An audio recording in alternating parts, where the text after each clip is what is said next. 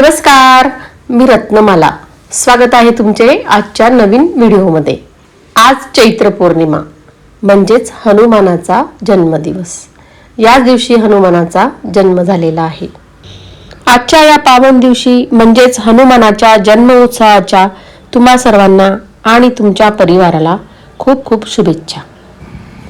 हनुमानाचा जन्म सकाळी 6 वाजता होऊन गेलेला आहे, पण मी आता मारुतीच्या दर्शनाला निघालेली आहे. त्यासाठी मी जवळच असलेल्या हनुमानाच्या मंदिरात आज निघालेली आहे. हे बघा, रस्त्यावर या गायी कशा बसलेल्या आहेत. हनुमान हे हिंदू धर्मातील एक अत्यंत पूजनीय आणि शक्तीचे प्रतीक मानले जाणारे दैवत आहे. हनुमान हे वायुदेव आणि माता अंजनी याचे पुत्र मानले जातात, म्हणून त्यांना मारुती किंवा अंजनी पुत्र असेही म्हणतात. त्यांना भगवान शिवाचा 11वा रुद्र अवतार मानले जाते. रामायणातील एक मुख्य पात्र आणि प्रभू श्रीरामाचे निस्सीम भक्त. त्यांनी संपूर्ण रामायण काळात प्रभू श्रीरामांच्या कार्यासाठी स्वतःचे आयुष्य समर्पित केले आहे. त्यांच्या विविध पराक्रमामुळे त्यांना बजरंगबली, संकटमोचन, मारुती, पवनपुत्र, महावीर, अंजनेय असे वेगवेगळी नावे पडलेली आहेत. ते केवळ शारीरिक दृष्ट्या बलवान नव्हते, तर ते अत्यंत बुद्धिवान आणि ज्ञानी सुद्धा होते. हे बघा, आज हनुमान जन्म उत्सवानिमित्त किती सुंदर असे मंदिर सुशोभित केलेले आहे आणि सकाळपासून येथे भक्तांची खूप गर्दी सुद्धा आहे. हा आहे मंदिराचा मागचा भाग. अगदी लहानसे असे हे मंदिर खूपच सुंदर आहे. या मंदिराचे नाव इच्छापूर्ती हनुमान मंदिर असे आहे. येथे प्रसाद वाटपाचा सुद्धा कार्यक्रम सुरू आहे. नुकताच हनुमान जन्म झाल्यामुळे भाविकांची दर्शनासाठी येथे गर्दी झालेली आहे आणि आज संध्याकाळी येथे भंडाऱ्याचा सुद्धा कार्यक्रम आहे. दरवर्षी हा कार्यक्रम येथे असतो.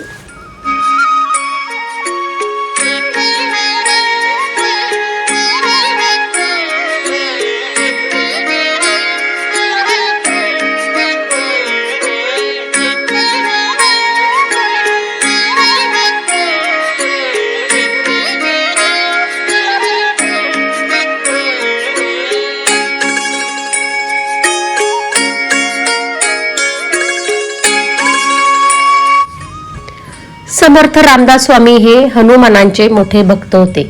त्यांनी महाराष्ट्रात अनेक ठिकाणी हनुमानाची मंदिरे स्थापन केली, ज्याला मारुती स्थापना असेही म्हटले जाते.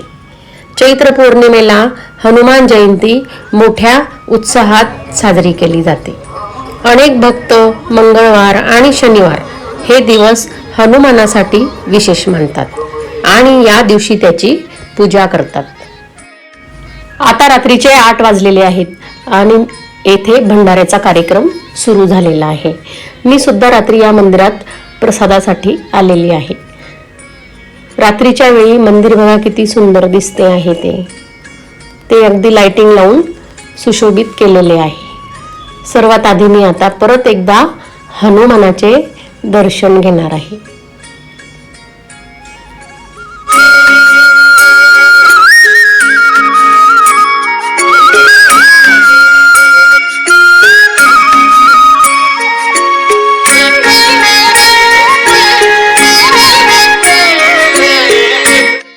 हे बघा, या बाजूला महाप्रसादाचा कार्यक्रम सुरू झालेला आहे.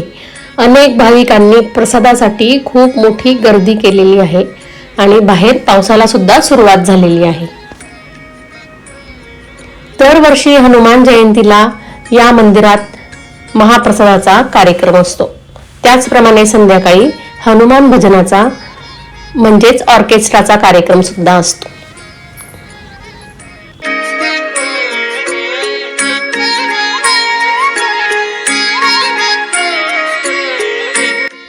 थोडक्यात सांगायचे असेल तर हनुमान हे भक्ती, शक्ती, नम्रता आणि सेवाभावाचे अखंड प्रतीक आहे. आपल्या जीवनातील कठीण प्रसंगात त्याच्या नावाचा उच्चार केल्याने मनाला एक वेगळीच शक्ती मिळते अशी भक्तांची धारणा आहे. कसा वाटला तुम्हाला हा हनुमान जन्म उत्सवाचा आजचा व्हिडिओ मला कमेंटमध्ये कळवा. माझा हा व्हिडिओ तुम्हाला आवडला असेल तर माझे चॅनल लाईक करा, शेअर करा आणि सबस्क्राईब करा. धन्यवाद.